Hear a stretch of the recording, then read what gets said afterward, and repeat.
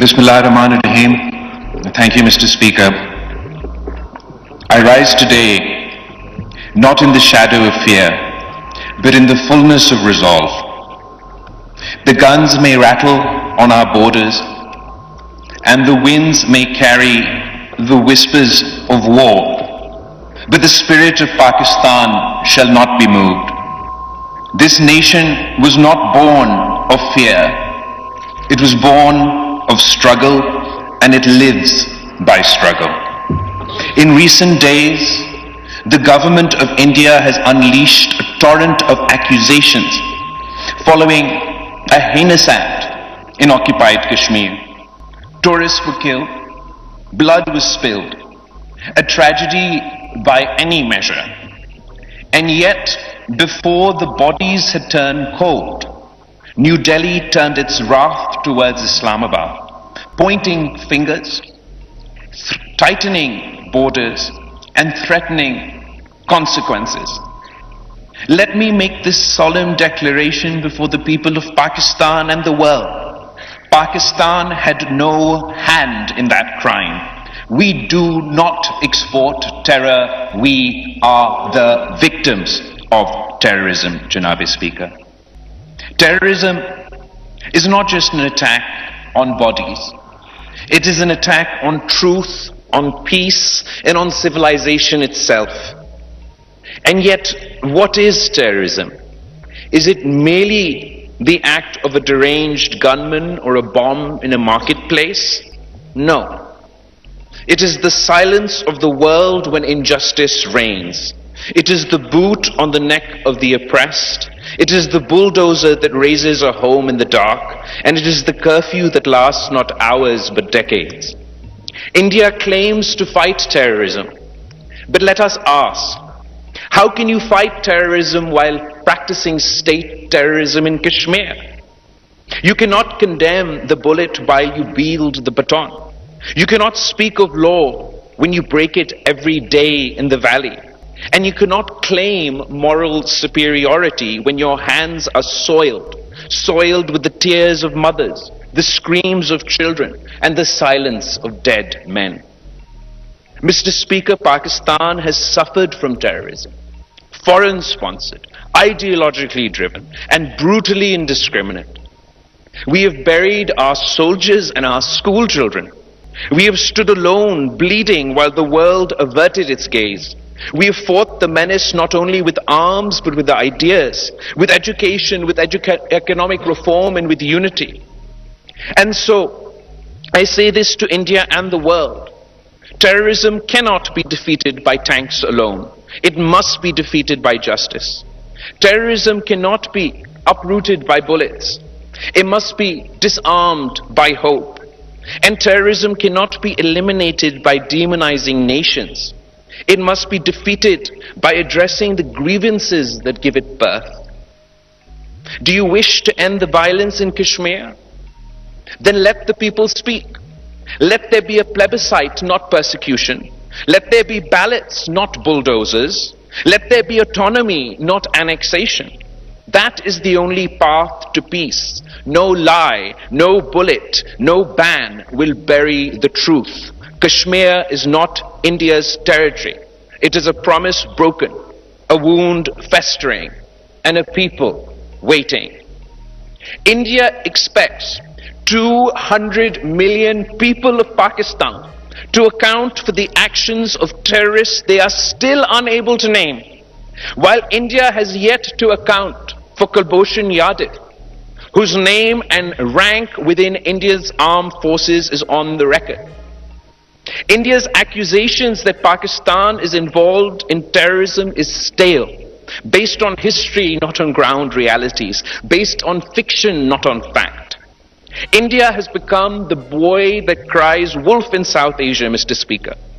Pakistan has proven India's involvement in terror, not only through proxies but through their armed forces, not just on our soil, but India's hands are stained with blood from Sri Lanka to Canada and beyond. India must abandon terrorism as a tool of its foreign policy. In order to free this region from terror, India and Pakistan must work together, or else we are dooming future generations to suffer this menace. The Prime Minister's challenge to India for an impartial investigation is a start. Why would a true victim of terrorism shy away from accountability? Unless they are worried that the world will see that the real blame for the bloodshed in Kashmir lies in Delhi and not in Islamabad. Mr. Speaker, India's suspension of the Indus Water Treaty is not a punishment for Pakistan, it's a crime against humanity. It is the politicization of water, the criminalization of nature. What madness is this? That you would threaten the food and livelihood of millions for a grievance that lies within your own borders. And let us not forget what flows through these waters. The Indus is not just a river. It is a cradle of our civilization. Long before Delhi rose, before empires were carved and borders drawn, there stood Mohenjo-daro and Harappa. The Indus Valley civilization shared by both our peoples was one of the first lights of human progress. It birthed systems of urban planning, irrigation, agriculture, trade, communication. It did not divide, it connected. It did not conquer, it cultivated. That river, Mr. Speaker, watered both our ancestors. Its flow runs not only through our lands but through our blood. And now India threatens to dam it with anger and a thirst for vengeance. But the Indus is not theirs to command, it belongs to nature. It belongs to the government of peace. It belongs to all of humanity that draws life from it. Pakistan will defend that river, not only for its own sake, but for the memory of a civilization that predates this bitterness. To weaponize the Indus is to betray our shared past. To uphold the treaty is to honor that ancient wisdom which taught us to share what sustains us. Let it be known you can divert rivers, but you cannot drown our will. Every drop that flows from the Indus has written in it the courage of Pakistani farmers, the sweat of our workers, and the blessing of Allah. Let no one mistake our restraint for weakness. The Pakistan armed forces are vigilant, resolute, and prepared. Our skies are guarded. Our borders are sealed by valor. Our nation stands united from Karachi to Khyber, from Lahore to Larkana.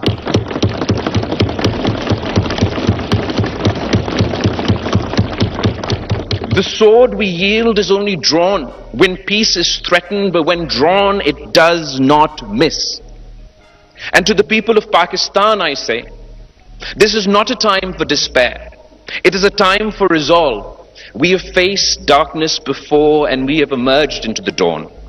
Our enemies hope to fracture us, but we must stand as one, civilian and soldier, worker and scholar, Muslim and non-Muslim, Sindhi, Punjabi, Baloch, Pashtun. We are Pakistan, a single heartbeat, a single cause.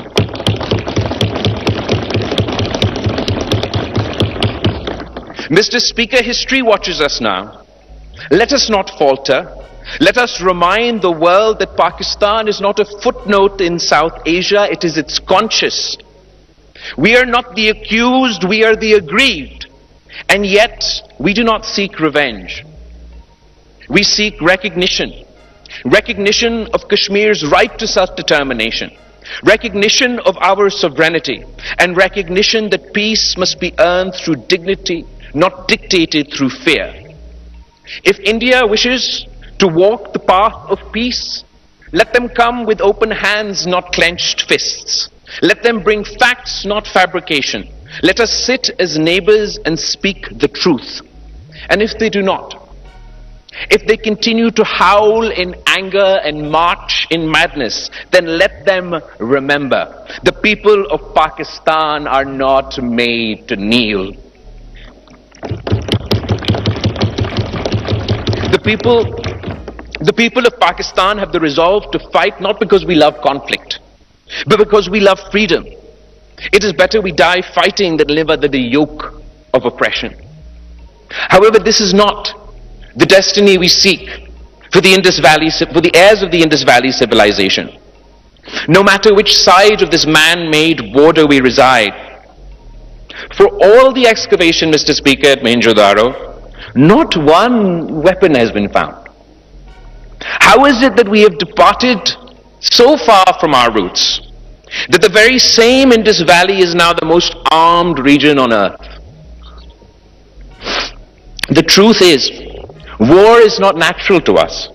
It has been imposed on us generation after generation, not in the interest of our people, but in the interest of colonizing powers. It is up to both countries to free ourselves from the confines of conflict and pursue the path to peace and prosperity. So let India decide. Will it be dialogue or destruction? Cooperation or confrontation? History shall record not only their choice, but ours. And let that history show that Pakistan stood at the crossroads of provocation. That when Pakistan stood at the crossroads of provocation and principle, we chose principle. And in choosing it, we chose honor, peace, and victory. Pakistan, Zindabad.